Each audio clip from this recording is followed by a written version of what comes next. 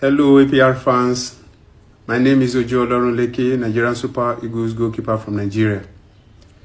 Hope to be in Rwanda soon. Cheers. Ubyumvishe neza ntago wibeshye. Uwo ni umunyezamu mpuzamahanga w'umunyanigeria, umunyezamu w'ikipe y'u Rwanda Nigeria.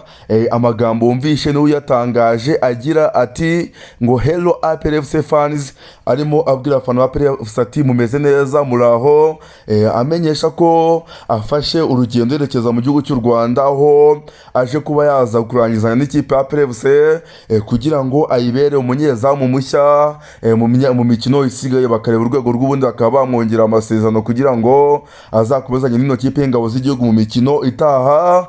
Amazina n'umunyezamu wakwibaza ngo ninde, aturutse hehe, yakinye hehe, niki aje kuba yafashe no kipe y'ingabo z'igihugu, ni ibintu bitandukanye tumwitezeho, atanzwe amafaranga niki. Ese ubundi ko nababwiye ko ari umunyanigeria ariko Nigeria baramuzi, cyangwa se yari muri ba bakinnyi n'ubundi baba batazwi bazana iwacu nko kubona umwanya, ariko n'ubundi aho bavuye rwose nta kintu kidasanzwe bakoraga, cyangwa uyu nguyu watandukanye na benshi baza muri shampiyona yacu hano mu gihugu cy'u Rwanda. Niyo mpamvu rero nkubwira ngo tera agatebe ubundi nanjye ugezeho byinshi bigiye bitandukanye kuri uno musore bamwita Alisedine Ojo. Ni umunyezamu ukomeye cyane, afite parikuru ikomeye cyane, nibyo ngiye kugarukaho muri kano kanya. Mbabwire aho yagiye aca hagiye hatandukanye, kuva muri Nigeria yakerekeza mu makipe yandi yagiye akina muri hanze y'igihugu cya Nigeria.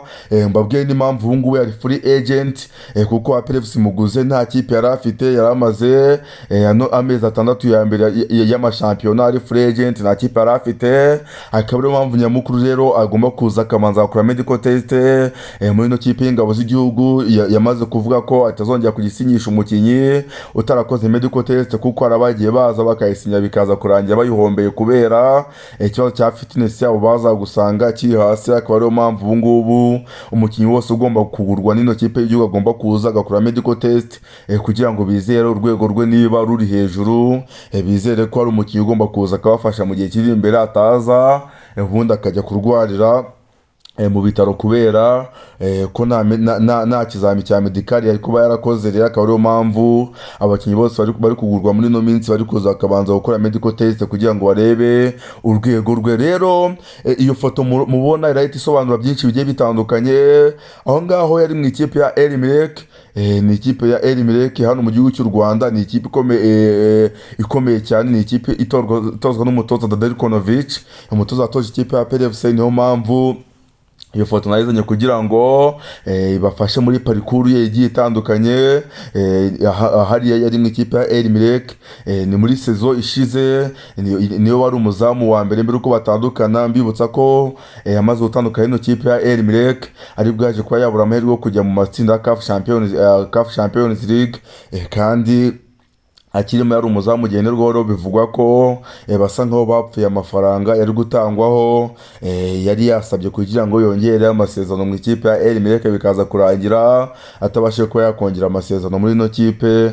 Ni umuzamu ukomeye cyane rero, dore ngo ibumoso ari kumwe n'abakinnyi bakomeye b'ikipe y'igihugu ya Nigeria. Ni umuzamu uhamagarwa mu ikipe y'igihugu ya Nigeria, ariko kubera umunyezamu bafite ukomeye cyane, umunyezamu dukunda kwita umunyezamu bamwita Stanley Nwabali, umunyezamu ukomeye cyane wa Nigeria. Biba bigoye cyane ko n'umusore yabona umwanya wo kuba yakina mu ikipe y'igihugu ya Nigeria, kuko Nwabali rwose abahari bamwita Olunureke Ojo, niko umuzamu yitwa Stanley Nwabali. Abahari biba bigoye ko n'umuzamu yaza agakina, kandi Nwabali rwose biba bifite amahirwe menshi ko ari we ukina.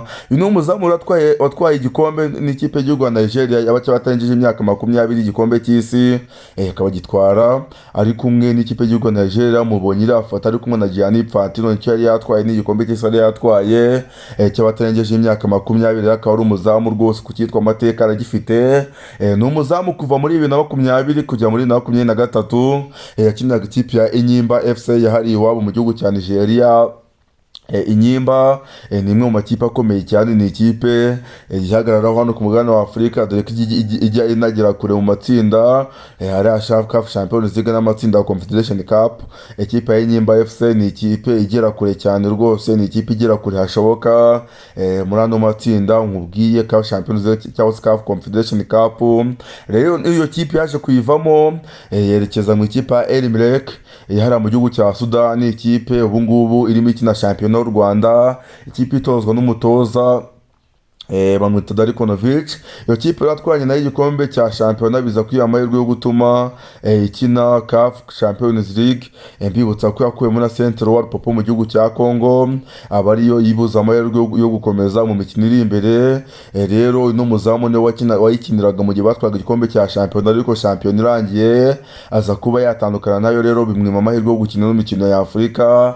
Ariko yari umuzamu ukomeye cyane, rero ni umuzamu w'imyaka 30, byumvikana ko ari umuzamu umaze kuba amacuwa, ni umuzamu umaze kumenyera izamu, ntabwo akiri mu bazamu b'abana ba 25. Amakosa aba yarabaye makeya, yari umuzamu wiga, ari umuzamu ubuze ikimugenza, atari babazamu baba bageze igihe cyabo cyo gukora amakosa ari imyaka 30 rwose ihagije kugira ngo abe umuzamu uba amacuwa kugira ngo akore igikuye mu kibuga.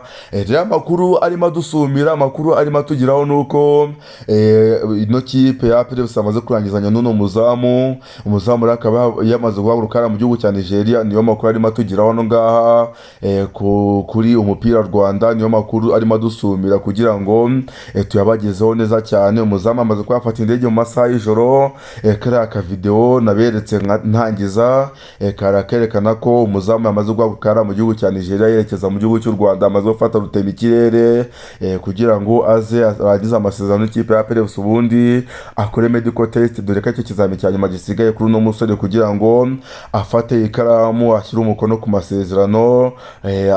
Arabanza asinye amasezerano y'amezi 6 kugira ngo azabamanze arebe urwego rw'ubundi bazasinya andi masezerano ubutaha maremare yo kuzamufasha kugira ngo akomezanye n'ino kipe y'ingabo z'igihugu mu yindi mikino izaba igiye itandukanye bazakomeza bakina, ari amarushanwa nyafurika ndetse na shampiyona y'u Rwanda mu mikino isigaye niyo agomba gukina.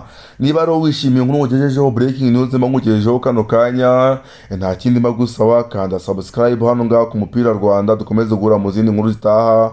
Ciao ciao, hasta la vista, ndabakunda cyane.